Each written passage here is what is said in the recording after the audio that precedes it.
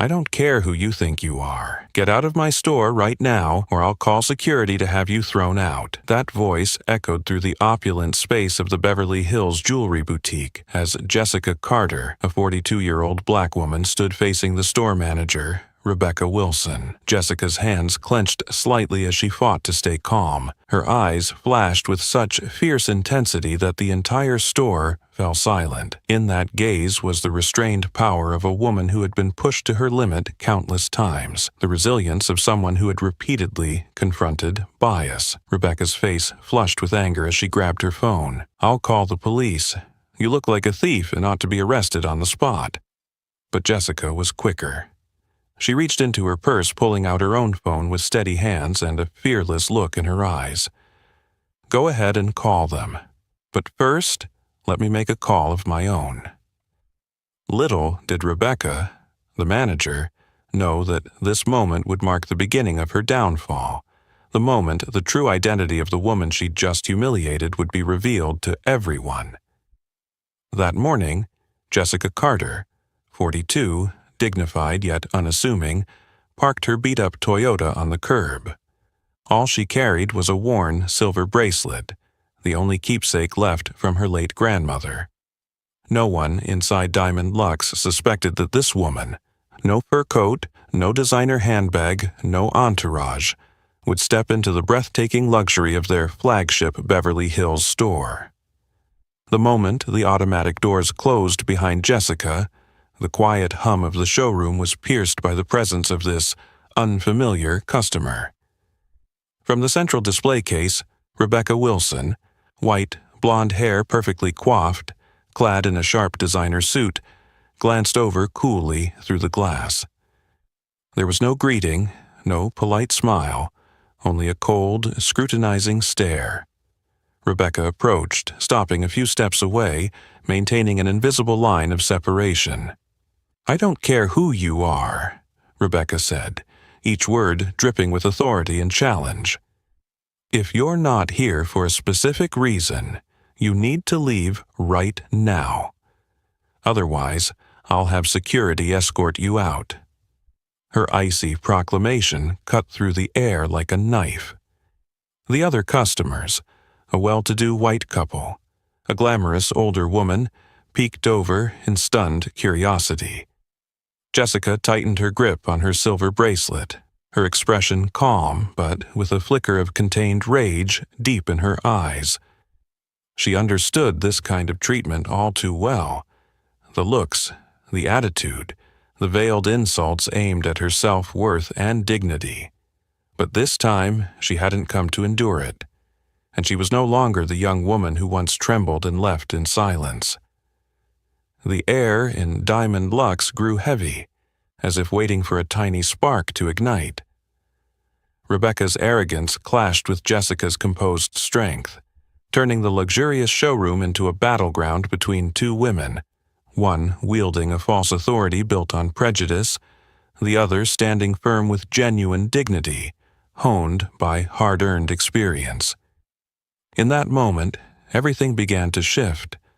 A story of justice, honor, and the quiet rise of self-respect was about to be written.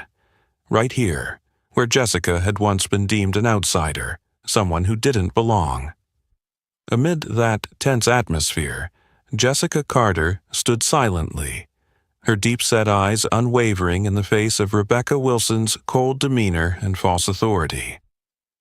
Anyone who had watched Jessica in other situations would recognize that beneath her simple appearance lay a quiet strength, a pride forged by years of being looked down upon, shut out of every luxury door simply because of her skin color and background. But Rebecca didn't notice any of that. In her eyes, Jessica was nothing more than an outsider, undeserving of Diamond Luxe's lavish surroundings. Rebecca herself had been raised in a wealthy Connecticut family, where ancestral portraits lined the walls, where affluence was as natural as breathing, and a sense of superiority seemed to pass from generation to generation. When she entered the jewelry business, Rebecca carried with her both a refined taste and a rigid mindset. Only those who truly belonged deserved to experience the pinnacle of luxury. To her, Jessica's presence here was a blemish on the perfect facade of the flagship store. Yet, apart from Rebecca, and perhaps everyone else in the store that morning, no one knew that the woman in the worn blazer and plain flats was actually Jessica Carter, the founder and CEO of Diamond Luxe. Just over 2 decades ago, Jessica had been a server in a small Atlanta diner, struggling with bills, holding on to a distant dream of college, with scornful looks directed at her simply because her family was poor. It was that resilience and perseverance that shaped Jessica into a woman who refused to bow to any prejudice. From a tiny startup operating out of a makeshift desk made from an old cardboard box, she had methodically built Diamond Luxe into an empire of 47 stores stretching from glamorous New York to bustling Chicago, and all the way to Los Angeles, Dallas, Miami, and her childhood home of sunlit Atlanta. She designed jewelry coveted by Hollywood's top stars, earned glowing praise from Vogue, and appeared on Forbes' list of America's top 10 successful female entrepreneurs for 8 consecutive years. Yet, despite her hundreds of millions in assets and the kind of authority many only dream of, Jessica maintained an almost startlingly modest lifestyle. Her 2004 Toyota Corolla still took her wherever she needed to go. Her blazers were pressed every weekend, and she still wore the same weathered silver bracelet on her wrist. The only heirloom left by her grandmother, the one person who had ever believed she could achieve something extraordinary. "That's not about being stingy or pretending to be different," she once explained in an interview. "Every time I get behind the wheel of that old car, I remember where I've come from. I remember studying while washing dishes, and every single time people turned me away because they thought I didn't belong in their world." It was precisely that experience of being dismissed that drove Jessica to make Diamond Luxe a brand that welcomes anyone, regardless of skin color, background, or bank account. She often showed up unannounced at her stores, quietly watching to ensure no employee ever repeated the same mistake the world had made with her. But this morning, standing in the middle of Beverly Hills, inside the very store she designed with her own hands, Jessica was being treated like a stranger, stripped of her right to be seen, to be served, to be respected, just because she dressed simply and because of her skin color.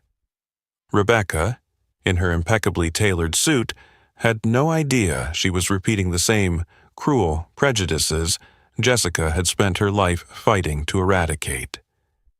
And in that moment, everything inside Jessica went cold and resolute. Because this time, she was no longer the waitress of years past. This time, she held absolute authority, ready to do whatever it took to protect the dignity and worth of anyone dismissed simply for not appearing like everyone else. The silence that enveloped Jessica in the middle of the showroom wasn't just her reaction to the insult. It was a moment of quiet reflection on the painful yet proud journey that had shaped her into the woman she was today. As Rebecca, with her appraising gaze and frosty tone, asserted her supposed authority in this luxurious space, Jessica simply tightened her grip on the worn silver bracelet around her wrist, a silent reminder of so many memories. From her earliest days growing up in suburban Atlanta, Jessica had felt the brutal sting of prejudice. She'd been turned away from a jewelry store simply because of her dark skin, heard cruel whispers from bridal shop attendants while trying on dresses, had teachers advise her to be realistic about college, and endured co-workers at a diner treating her as if she were invisible, despite working twice as hard as anyone else. Those wounds never broke her. Instead, they fueled Jessica's resolve and strengthened her spirit. It was precisely the harshness of her past that gave rise to Jessica Carter's guiding principles for both life and business. If someone walks out of one of my stores feeling belittled, She once told her senior management team at a launch meeting for Diamond Luxe's expansion, "Then I have failed." She established what she called the 4 no's. No judging customers by appearance, no inquiries about personal circumstances, no discrimination based on background, and no turning anyone away for arbitrary reasons. Despite Rebecca Wilson's formal training in management and her ability to court high society clientele, she operated under the belief that she had the right to determine who was worthy of this space. In Rebecca's view, white customers in tailored suits, carrying Chanel bags, arriving in Bentleys automatically deserved a glass of champagne and a plush armchair, while people like Jessica, dressed modestly, speaking little, driving older cars, were forever confined to the fringes or dismissed outright with a single glance. For Jessica, those old wounds had never fully healed, and under her roof, they would never be allowed to reopen. That was why each month she personally picked a random Diamond Luxe location to visit unannounced, quietly observing how employees interacted with customers. Those undercover visits were her way of auditing the company's culture, not by poring over financial reports or press praise, but through the simple things: eye contact, smiles, and even small gestures like how a sales associate treated the most unassuming customer. More than once, Jessica had witnessed heartening acts: a young employee helping an elderly client try on a bracelet, a security guard greeting a child with a genuine smile. In those moments, she made note quietly, sending gifts, raising salaries, or promoting employees, no fanfare required. Conversely, any hint of discrimination or disdain toward a customer, and Jessica dealt with it swiftly and uncompromisingly. That was how she protected Diamond Luxe's core value. We don't just sell jewelry, we sell an experience of respect and pride for everyone. But not everyone within the company shared her passion. Rebecca Wilson, born and raised among the elite, accustomed to cocktail parties and prestigious private schools, considered Jessica little more than an eccentric control freak, and Jessica's equality edicts nothing but hollow theory. In practice, Rebecca believed that only worthy clients could keep Diamond Luxe's flagship afloat in Beverly Hills. Customers who reminded her of Jessica, in her mind, were nothing more than disruptors who devalued the store's brand. This fundamental clash created 2 irreconcilable extremes in that small showroom that morning.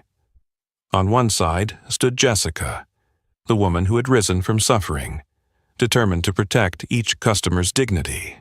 On the other stood Rebecca, the woman who clung to the belief that power, race, and wealth were the default barriers to true luxury. That conflict, smoldering like an ember, needed only a spark to ignite and burn away every mask of counterfeit high society culture. And Jessica knew that today, right in the very place she had painstakingly built, the greatest test of her life's philosophy and her business principles was about to begin. That's why nowhere showcases this opposing philosophy more clearly than the Diamond Luxe boutique in Beverly Hills, the crown jewel on the legendary Rodeo Drive. Among the world's most iconic fashion houses, Diamond Luxe gleams with its glittering glass facade, gold accented logo, and lavish interior design down to the tiniest detail. Crystal chandeliers hang from the ceiling, the floors are pristine white marble, and display cases sparkle with jewelry. Everything exudes power, elegance, and allure. This store is not only Jessica Carter's pride, but also tangible proof of her extraordinary journey.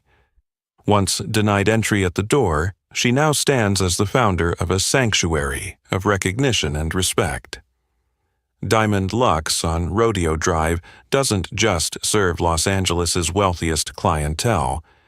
It's a destination for Hollywood stars, top athletes, major international executives, and even visiting royalty whenever they come to California. However, to Rebecca Wilson, this place isn't simply a jewelry store. It's a fortress of status where she is the gatekeeper. Hailing from a wealthy Greenwich, Connecticut family, Rebecca was raised on the unspoken rules of America's elite, who deserves a welcome, who should be kept at a safe distance, and who belongs only outside looking in through the glass. From the day she was appointed manager of this flagship location, Rebecca gave herself the privilege of deciding who was worthy. She spent more time scrutinizing the appointment book for prestigious regulars than she did noticing unknown customers who walked in unannounced. Every gesture, every look from Rebecca was practiced to send a silent message. Here, only the truly qualified get the full Diamond Luxe experience. That attitude was evident from the moment customers arrived. Well-dressed white men and elegantly attired ladies in Chanel or Hermès would be offered chilled champagne by Rebecca, escorted to a VIP seating area, and engaged in friendly conversation about limited-edition diamond collections. For longtime patrons, like Mr. and Mrs. Anderson, the real estate billionaire couple everyone on Rodeo Drive had heard of, Rebecca always reserved her brightest smile, greeting them as if they were family. But if anyone arrived who didn't meet her criteria, especially customers of color, dressed simply or arriving alone like Jessica did that morning, Rebecca transformed into someone else entirely. Her gaze turned icy, her voice slow and suspicious, as she deliberately kept them at arm's length and refused to let them near the store's most valuable pieces. In Rebecca's mind, these people were mere passers-by, even a threat to devalue the brand she believed she was protecting. No one in the store, including longtime employees, dared challenge or question Rebecca's way of greeting customers. Behind her polished exterior and professional demeanor, she actually controlled every detail of daily operations. Assistants like Kevin Brown or younger sales associates like Ashley Tran all knew. A single disapproving look from Rebecca could mean a shifted work schedule, lost bonuses, or even a sudden firing without explanation. As a result, the store's underground culture became warped. Rebecca's authority meant that the positive values Jessica had built could be undone with just one managerial decision. So when Jessica Carter, the rightful owner of the Diamond Luxe empire, walked into that flagship location unrecognized that morning, she not only faced Rebecca's ingrained prejudice, but also the undercurrent of discrimination sustained by the misplaced pride and fear of this new gatekeeping class. And here, in this crown jewel on Rodeo Drive, the clash between two worlds, one of equality, the other of entrenched bias, was poised to erupt into a blaze that nobody could extinguish. Like an invisible thread connecting two fates, that morning, Jessica Carter deliberately chose the crown jewel on Rodeo Drive for her undercover visit. A decision that seemed random, but in truth carried a strong premonition. The moment her beat-up Toyota pulled up on the curb, it immediately stood out among the lineup of sleek luxury cars, Bentleys, Rolls-Royces, Porsches, that usually graced the entrance of Diamond Luxe.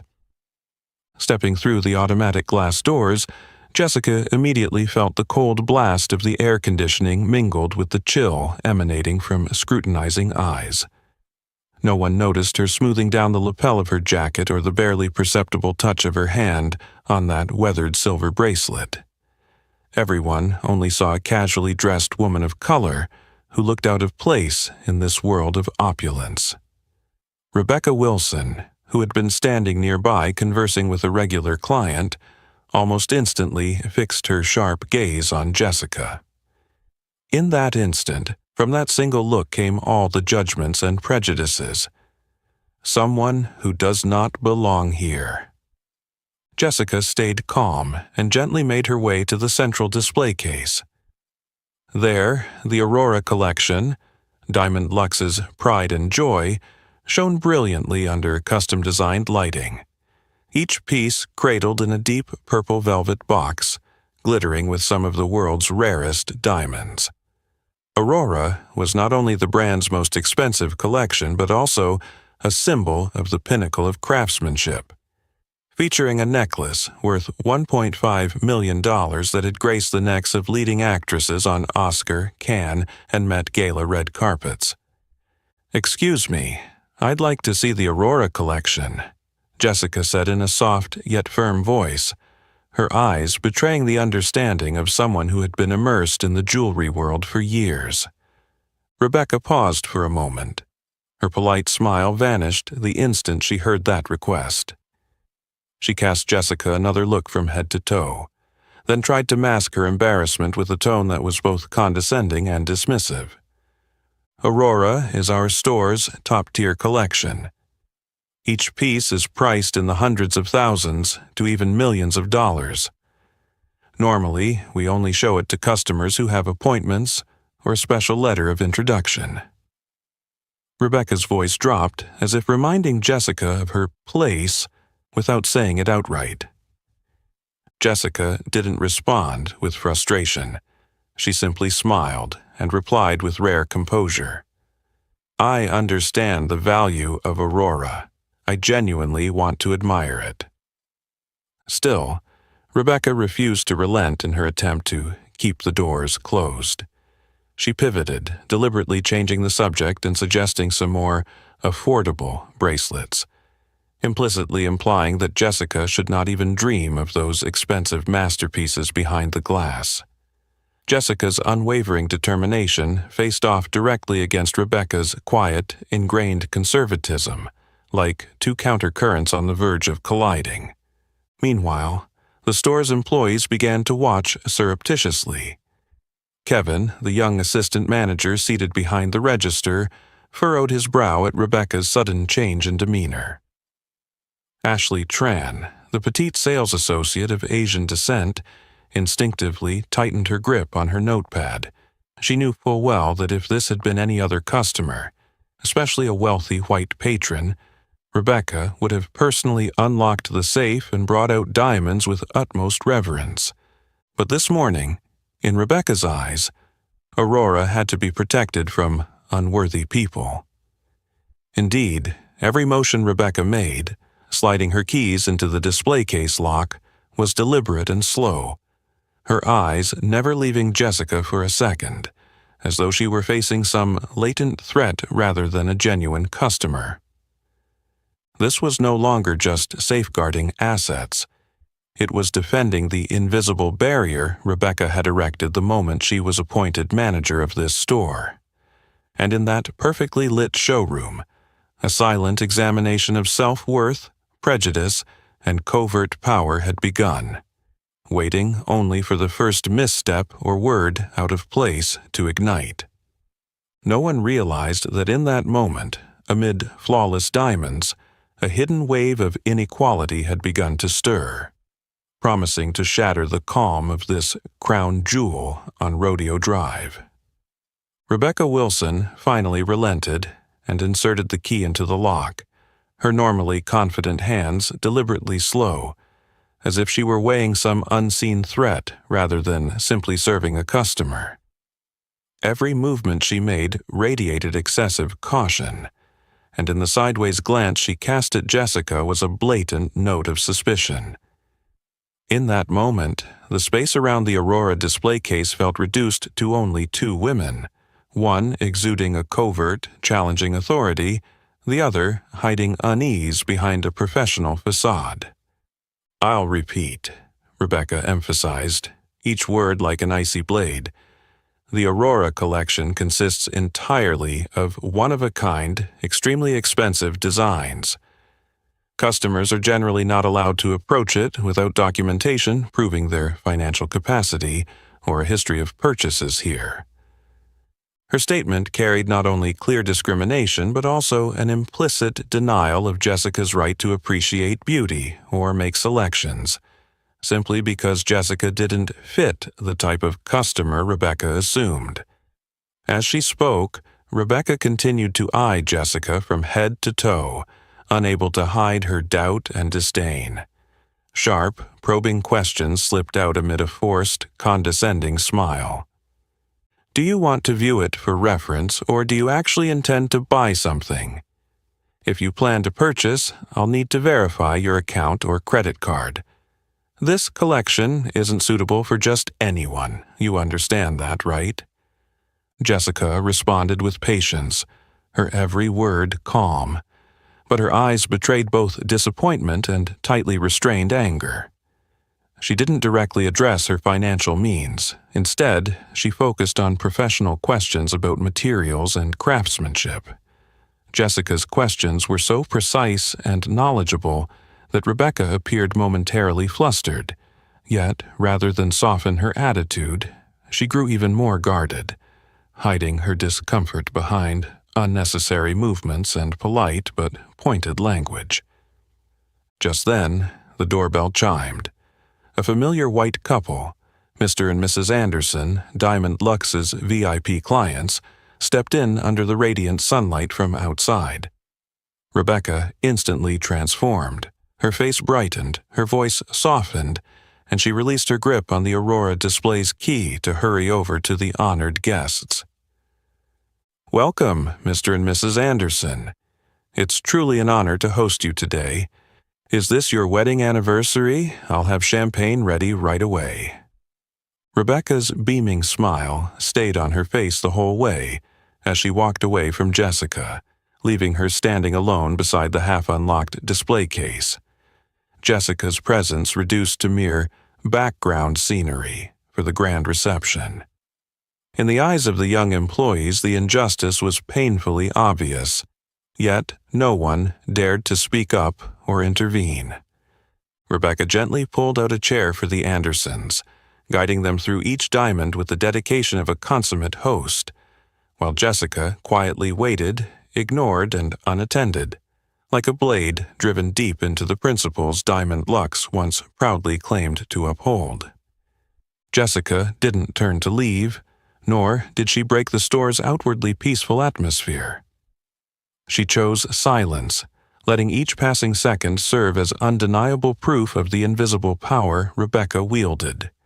The right to decide who was a valued guest and who was an outsider, based solely on skin color, appearance, and prejudice.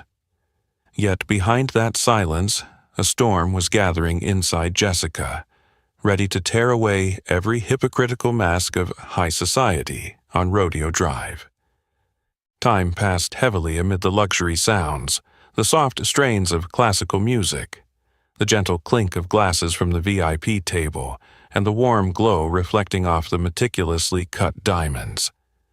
In a corner of the room, Jessica still stood silently beside the Aurora display case, arms folded over her chest, her gaze steady yet tinged with fatigue and hurt. With each passing second, she felt the weight of isolation and alienation growing, as if the very air were trying to push her out by invisible force.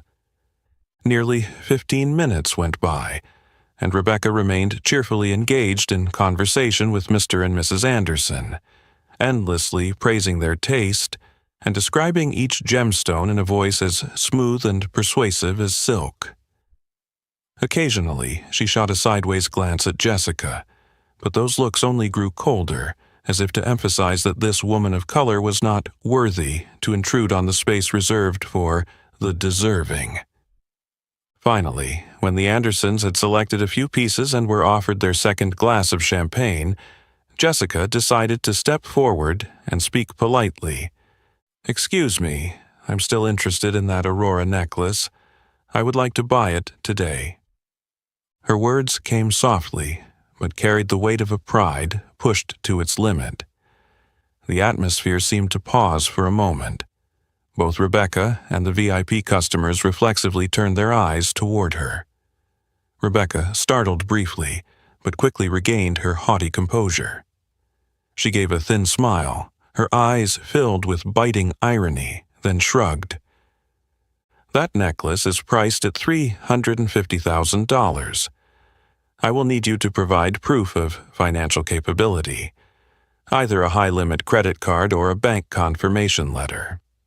Otherwise, I'm afraid I won't be able to assist you." Her voice did more than express doubt. It was a public, cold, and uncompromising insult. The irony was that throughout her years as store manager, Rebecca had never required any financial documents when serving customers like the Andersons, the Hayeses, or Mrs. Middleton, wealthy white patrons who walked in, dressed to the nines, and were instantly trusted. Jessica was not the only one who noticed. Ashley Tran, standing behind the register, unconsciously tightened her grip on her notepad, her eyes brimming with indignation and shame on behalf of her colleague. Kevin Brown also looked up, tension etched across his face. He understood Diamond Luxe's policy all too well. No one has the right to demand financial proof unless there were clear signs of fraud, and under no circumstances should any customer be discriminated against. Jessica maintained her calm demeanor. She responded slowly, meeting Rebecca's eyes directly, her voice pitched just loud enough for those nearby to hear. "Let me clarify. Is this a requirement for all customers or only for me?" Rebecca did not falter. In fact, she laughed louder, folding her arms across her chest in a challenging posture. "For high-end transactions, this is our standard procedure. If you cannot present the appropriate documents, I must direct you to our mid-range fashion jewelry collection, priced under $500. Perhaps those items will be more suited to your circumstances." That final remark cut into Jessica's pride like a blade, laying bare Rebecca's prejudice and discrimination in front of every employee, the VIP customers, and anyone else in the store. All eyes turned to Jessica, some filled with sympathy, others with shock, and a few reflecting the silent understanding of those who had also endured injustice. In that luxurious setting, the insult Jessica endured felt not only personal, but also a direct challenge to every value she had fought to uphold. And in that moment, a silent flame flickered to life, foretelling a storm that could sweep away every false pretense that had held sway over this place for so many years. The air, already thick with tension, seemed to freeze when Jessica remained standing by the Aurora display, her gaze unflinching and steadfast. That composure only made Rebecca Wilson more irritable, as if Jessica's calm defiance directly challenged the power Rebecca had assumed for herself over all these years at Diamond Luxe. Irritated by Jessica's resolve and the quietly disapproving glances around the room, Rebecca abruptly shifted her tone, no longer the icy, covertly contemptuous manager, but openly aggressive. She lowered her voice, yet each word echoed sharply through the grand space. "I don't have time for this nonsense. If you can't prove you have the financial means but insist on demanding to see million-dollar pieces, I have to assume you're here to steal, or at the very least, to cause trouble." Each syllable sliced at Jessica's honor and dignity. A surge of suppressed outrage flared in Jessica's eyes, not just for herself, but for everyone who had ever been dismissed or doubted because they didn't fit the standard in the eyes of someone like Rebecca. Sensing that she held the upper hand, thanks to Jessica's silence and the uneasy stares around her, Rebecca took it a step further. She turned toward the store entrance and called out loudly, "Marcus, over here. I want you to escort this woman out immediately. She's not a customer and very likely intends to steal." Marcus Jones, Diamond Luxe's longtime security guard, appeared in the doorway. He was large and imposing, with a cautious gaze and a calm, military-honed demeanor. Marcus knew the store's security protocols intimately, but he also understood Diamond Luxe's commitment to fairness, and, more importantly, he'd witnessed more than one situation in which customers were treated disrespectfully for unacceptable reasons. He stepped forward, his eyes sweeping briefly over Jessica before turning to Rebecca. His tone was measured yet firm. Miss Wilson, is there any specific behavior that requires my intervention? She's simply a customer asking to purchase jewelry. Rebecca clenched her teeth, anger flaring in her eyes at Marcus's insubordination. She raised her voice, each word sharp enough to cut off further debate. You don't need to question me, Marcus. This is an order. If you don't obey, I'll report you to the board for obstructing business, or you'll be fired on the spot. And Kevin, you too. If I see you standing there doing nothing, both of you will be out of a job. Her threat rang coldly through the luxurious space, like a hammer striking the store's false calm.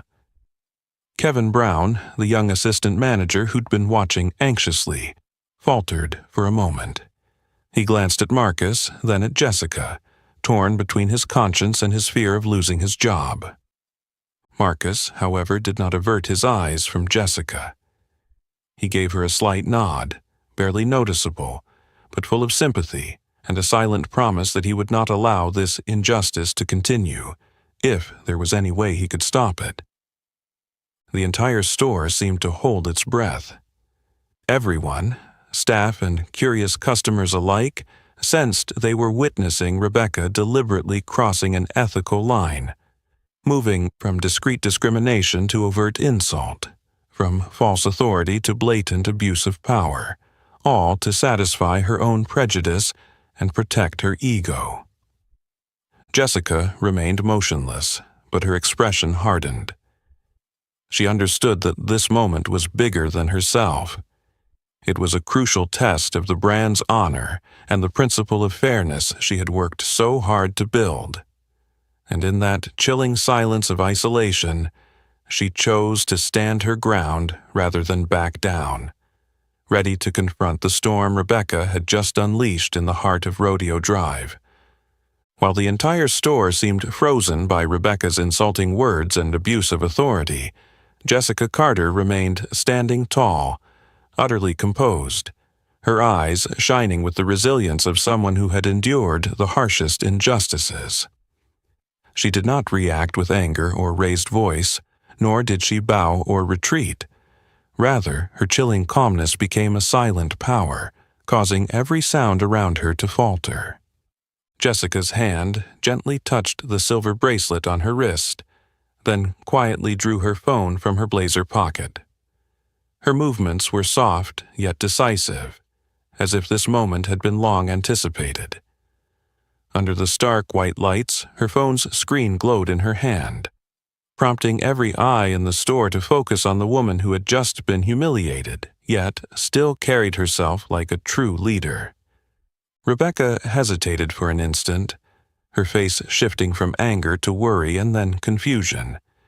Before she could understand Jessica's intentions, she heard a steady, precise voice cut through the heavy atmosphere. "Hello, is this Diamond Luxe headquarters? This is Jessica Carter. I'm at the Beverly Hills store. I need an emergency meeting with the entire board of directors. Immediately." Those few words hit everyone like a thunderclap. Kevin Brown, the assistant manager, stared wide-eyed in disbelief.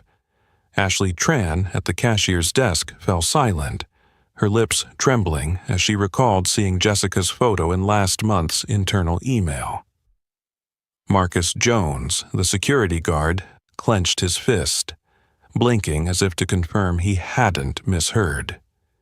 Rebecca, who had initially planned to sneer, froze in her tracks, her face draining of color. Doubt, fear, and confusion replaced her usual smug confidence. In an instant, the false authority Rebecca had built crumbled like a sandcastle before the tide of Jessica Carter's real competence and determination. All around, remaining customers began whispering and raising their phones to record. Everyone realized they were witnessing a historic moment, where roles, power, and truth were being overturned by a single revelation. While waiting for a response on the line, Jessica said nothing more to Rebecca. She simply stood there, holding her phone with a cold serenity, her eyes reflecting both disappointment and an unshakable firmness. That composure was not submission, but the strength of someone who knew her own worth and understood her power. The power of a founder, a leader, and a guardian of dignity for all generations to come. This was no longer a mere personal dispute. The truth about Jessica's identity was unfolding, stripping away layers of prejudice, false power, and hypocrisy right before the entire staff, customers, and those watching live on their phones. The atmosphere had transformed from flashy calm into an arena where honor, justice, and truth confronted cowardice, arrogance, and blind pride. Above all, Jessica Carter's terrifying calm was the clarion call of irreversible change, not only for Diamond Luxe, but for all the supposedly immutable values of this crown jewel on Rodeo Drive. The moment Jessica Carter clearly spoke her name into the phone, the luxurious space, normally filled with hushed conversation and polite laughter, felt as though someone had just dropped a 1,000-pound boulder into the middle of the room. Each syllable of Jessica Carter rang out deliberately, slowly enough that everyone in the store could grasp its weight. Kevin Brown was the first to react. Memories of the internal meeting, when Jessica's image had appeared on the big screen with the label Founder and CEO, the Heart of Diamond Luxe, flashed vividly in his mind. He whipped his head toward Rebecca, then back to Jessica, his face draining of color, his throat suddenly dry. He muttered under his breath, barely audible, "No way!" Ashley Tran, the young salesperson at the counter who had only been at Diamond Luxe for a few months, also understood exactly who Jessica Carter was within the company. She scrambled for her phone, quickly scrolling to last month's email that showed the CEO's beaming photo next to the Aurora collection. The very collection Rebecca had been blocking Jessica from seeing. Ashley's lips trembled, and her eyes widened in shock when she realized that the woman being publicly insulted right before her eyes was the founder of the very world she was fighting to belong to. At the center of this storm was Rebecca Wilson, utterly disoriented. She stood frozen, her fingers gripping the display case key as if trying to cling to a reality that was falling apart. All those little details she had always dismissed. Jessica's calm composure, her discerning gaze, her intimate knowledge of jewelry, suddenly stood out in Rebecca's mind with painful clarity. Rebecca's once careless confidence dissolved, replaced by stark horror and humiliation spreading across her ashen face. No one could forget the look on Rebecca's face when the truth hit her. First confusion, then panic, and finally full-blown terror. She didn't dare turn to look at her staff or the customers. She could only stammer, "No, no way, that's her?" Every gaze in the store wavered. The customers who had quietly watched the confrontation now whispered and pointed, some already filming on their phones to capture this once-in-a-lifetime moment. A presumptuous manager who had loudly insulted, threatened, and discriminated against a customer, completely unaware that the very person standing before her was the CEO of the company whose fate rested in her hands. It wasn't just Rebecca who was stunned. Marcus Jones, the typically stoic guard who had seen his fair share of absurdities in the service industry, also stood speechless for a long moment before nodding slightly, as though he finally understood everything. In his gaze, there was both respect and admiration for Jessica, and a deep pity for the manager who had thought herself the queen of this place. The truth had been revealed in a flash, and its consequences were just as powerful. Rebecca began gasping for breath, her face vacant, her legs trembling so she could barely stand. She tried to muster a conciliatory smile, but any apologies seemed to choke in her throat. Her cowardice showed in every averted glance and every jittery movement of her hand along the countertop. Jessica, however, remained standing tall, her eyes never leaving Rebecca's. Her look conveyed disappointment, icy resolve, and a hint of sadness. The sadness of someone who had entrusted power to subordinates, believing they would protect the values she had spent her life building. Yet, in that very moment, Jessica knew it was time for the truth to be weighed, not just to judge one individual, but to reaffirm the honor, culture, and spirit of fairness at Diamond Luxe before the eyes of everyone present. What had just unfolded was more than a simple business mistake. It was the painful downfall of an entire mindset, a culture of entitlement, complacency, and arrogance that Jessica Carter had spent her life fighting against. The very moment Rebecca Wilson realized the truth, every shield she had built over the years collapsed.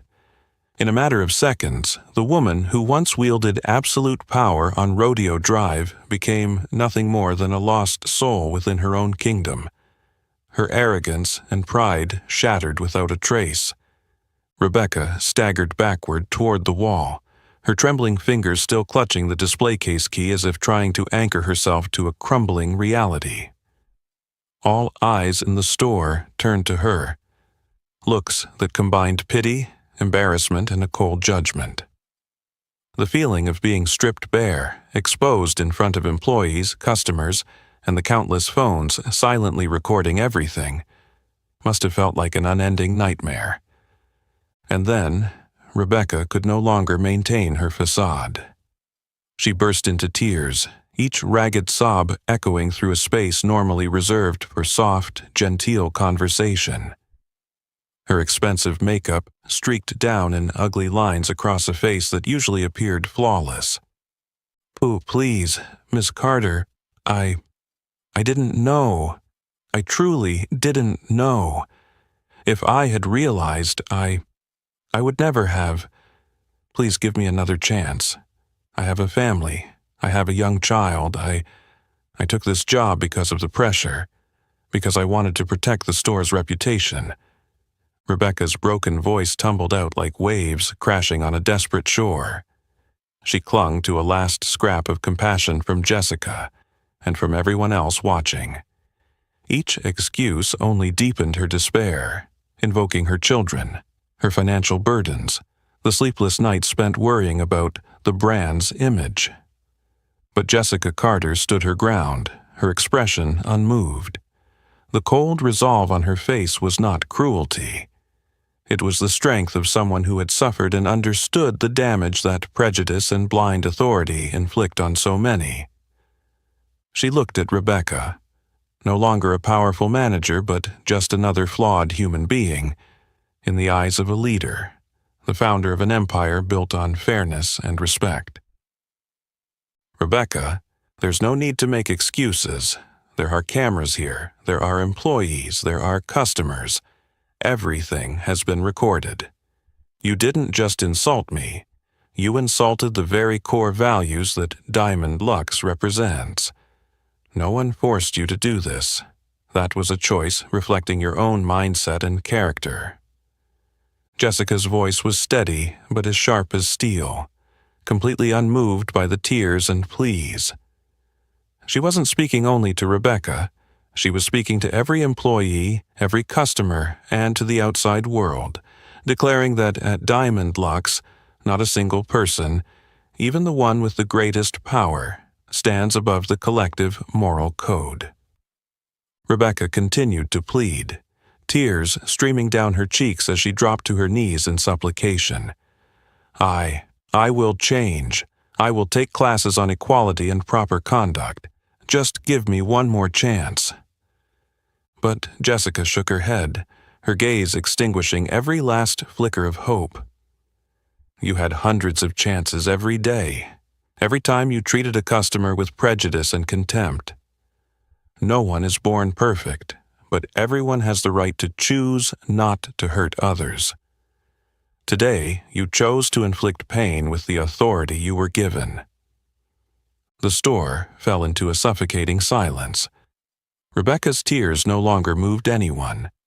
Jessica's coldness was not callousness but impartial justice. protecting the principles she had painstakingly built so that Diamond Luxe would truly be a place where everyone is valued. Rebecca collapsed, her entire body trembling, knowing that every door had closed behind her. And that was the price one pays for an ideology that has no place in a world built on fairness and human dignity. Rebecca's desperate pleas hovered like a lonely echo in the suddenly silent space.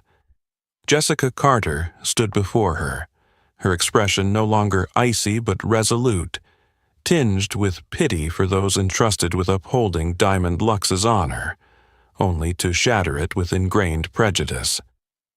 Jessica's gaze swept across the store, the young employees holding their breath, the stunned customers, and the phones quietly recording this historic moment. Jessica took a step forward. Her voice rang out, clear and indisputable, slicing through the thick tension. "Rebecca Wilson, effective immediately, you are no longer the manager of Diamond Luxe Beverly Hills. I'm asking you to gather your personal belongings and leave the store at once."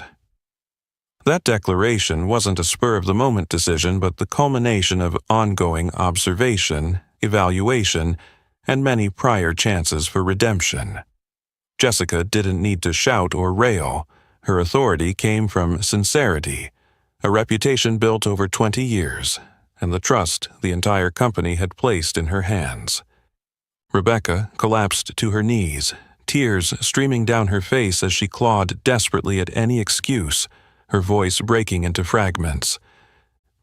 Please, Miss Carter, I only wanted to do my job well.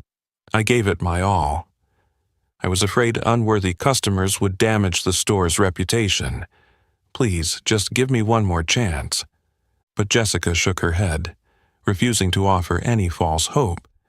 She looked directly at the woman kneeling before her, her words firm and more piercing than any public reprimand. "This isn't the first time I've received complaints about your discriminatory attitude. Reports that you've refused customers of color or accidentally belittled staff who didn't meet your standards have been circulating for months. I warned you repeatedly and even gave you opportunities to change. But today, in the very place I've poured my faith in justice and equality into, you chose to repeat your mistakes. You not only harmed me, but you also hurt every person you've belittled over the years." Rebecca's weeping intensified. Her apologies spilled forth like a broken dam, but now no one offered her sympathy. One by one, the staff recalled moments they'd felt judged, by their backgrounds, their outfits, their very presence, enduring cruel remarks and cold stares because they feared their manager's power. Customers began whispering. Some nodded in agreement, others looking at Jessica with admiration and relief. Ashley Tran, a team member who had previously been reprimanded simply for speaking kindly to a customer below their station, shed tears of hope. Kevin Brown, behind the counter, exhaled in relief, feeling that justice had finally been restored. Jessica did not linger. She turned to Marcus and Ashley, her words decisive. "Marcus, please ensure Rebecca leaves the store quietly. Kevin, you will serve as interim manager until a new appointment is made. Ashley, thank you for your patience and for treating every customer with fairness." Rebecca stumbled to her feet, tears blurring her vision, desperately clutching at her last shred of dignity. But this store was no longer her kingdom. It was a place where justice had been reestablished, where bias had been exposed and ended. In that solemn atmosphere, Jessica Carter proved an undeniable truth. A brand's strength doesn't lie in diamonds or gold, but in its moral values, its kindness, and its courage to stand against injustice, even when that means personally ending the long-held reign of the very gatekeeper who once guarded Diamond Luxe. The moment Rebecca's forlorn figure disappeared through the glass doors, the Diamond Luxe showroom felt as if it had been lifted from a dark, oppressive fog that had lingered for months, perhaps even years. The tension and vague fear of arbitrary authority evaporated, leaving behind an indescribable sense of relief. Jessica Carter still stood in the center of the foyer, dignified yet no longer cold. Her eyes now held warmth and kindness, directed toward those who had quietly chosen justice amid the storm of injustice. She looked straight at Kevin Brown, the young assistant manager who, that entire morning, had silently struggled to uphold the company's principles despite pressure from above. Kevin stood behind the counter, his hands tightly clasped, still shaken by the risk he'd taken in defying Rebecca at the critical moment. But as Jessica approached, her gaze conveyed both recognition and trust. "Kevin," Jessica said in a measured but firm tone, "today you showed me what a true manager must have: conscience, fairness, and courage. From this moment on, I hereby appoint you as the official manager of Diamond Luxe Beverly Hills." Surprise, emotion, and pride blossomed across Kevin's face. He stammered, nearly unable to believe his ears, his eyes brimming with tears, proof that all his months of silent perseverance and quiet battles had finally been noticed and rewarded. Jessica turned to Ashley Tran, the young sales associate whose large, round eyes shone with tears. Ashley had once been on the receiving end of Rebecca's scolding simply for treating every customer with kindness and equity, regardless of skin color, clothing, or background. It was Ashley who had quietly stood by Jessica when no one else would, offering help even though she risked receiving Rebecca's scornful glance. "Ashley," Jessica said with a gentle smile, "your kindness and integrity are the core values Diamond Luxe stands for. I appoint you as the new assistant manager. You deserve to grow and be heard even more in the days ahead." Ashley's hands trembled as she covered her face, tears streaming down, not out of shame, but from overwhelming gratitude and emotion. In that moment, the entire store seemed to shine with newfound hope. Finally, Jessica looked to Marcus Jones, the quiet yet steadfast security guard who had the courage to refuse wrongful orders and prioritize ethics over blind obedience. Marcus stood tall, his face resolute, but his eyes betraying deep emotion as he was personally acknowledged by the CEO. "Marcus, I know you've endured difficult times and faced injustice before, but today you showed everyone that principles and dignity must come first. You will be rewarded for your professionalism and receive a raise. I also want you to lead the security training program for our entire system. Your courage deserves to be shared and celebrated." For a moment, the showroom fell silent, and then broke into gentle nods, admiring glances, and hesitant but proud applause from the entire team. Recognizing Kevin, Ashley, and Marcus was more than just honoring individual achievements. It was a powerful message to everyone at Diamond Luxe. Here, only genuine values and integrity are truly rewarded. Never cunning, never prejudice, and never the false power built on fear.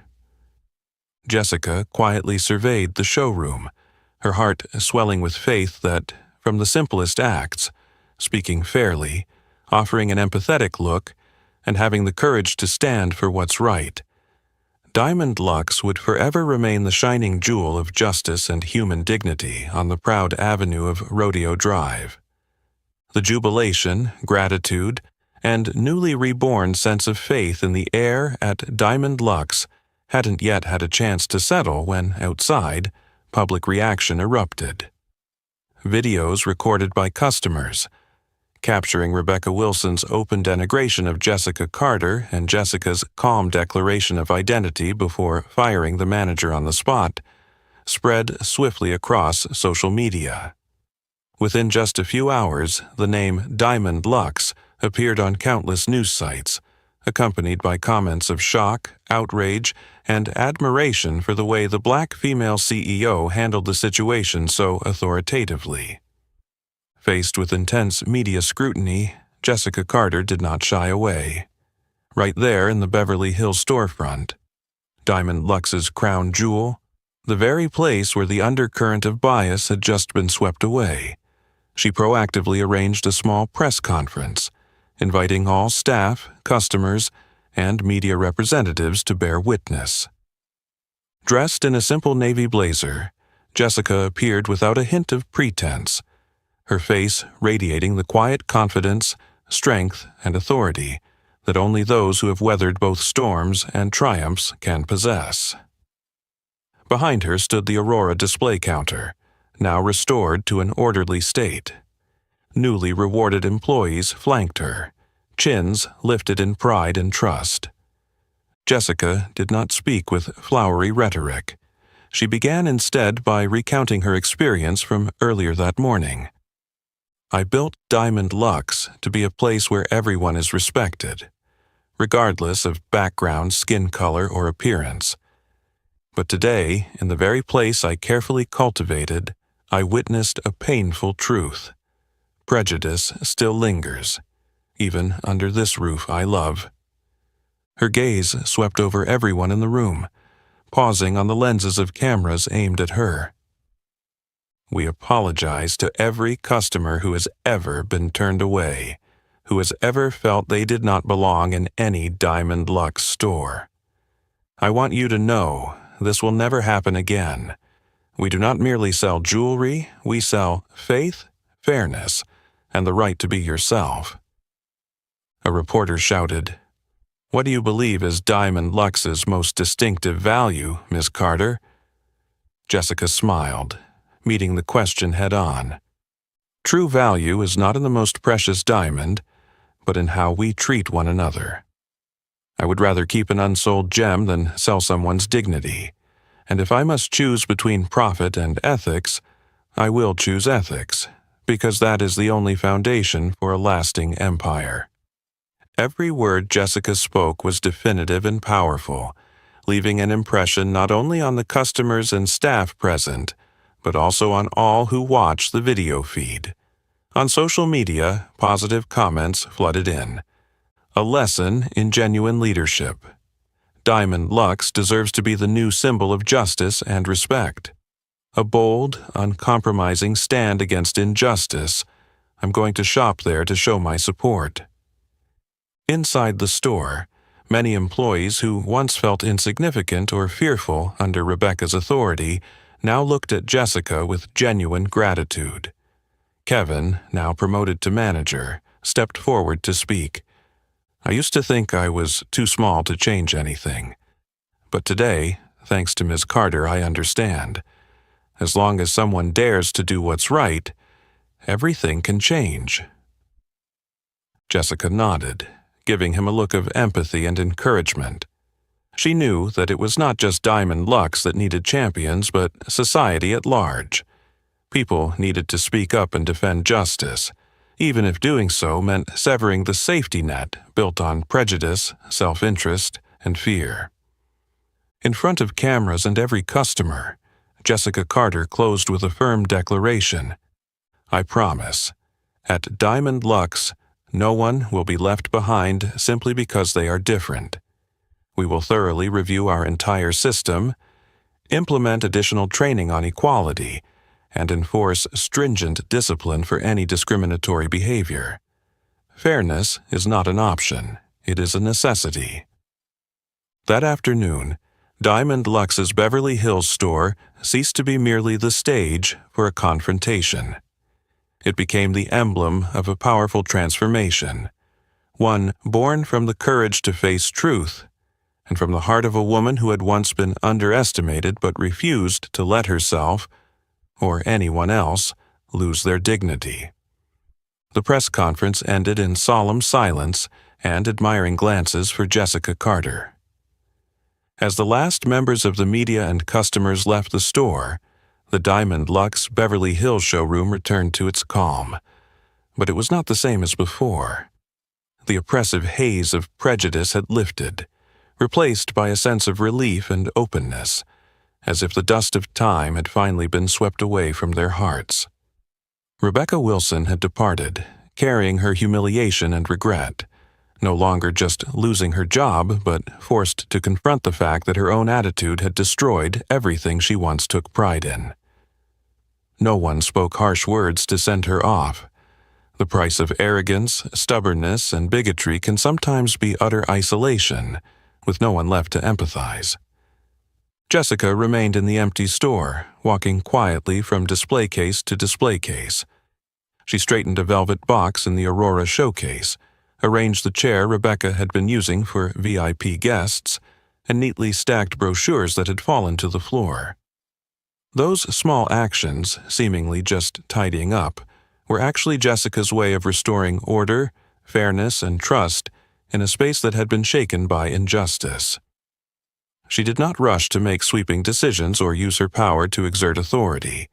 Instead, she rearranged everything with the patience, calm, and care of someone who truly understood the value of compassion. Looking around the store, Jessica realized that the deepest changes were not material but spiritual.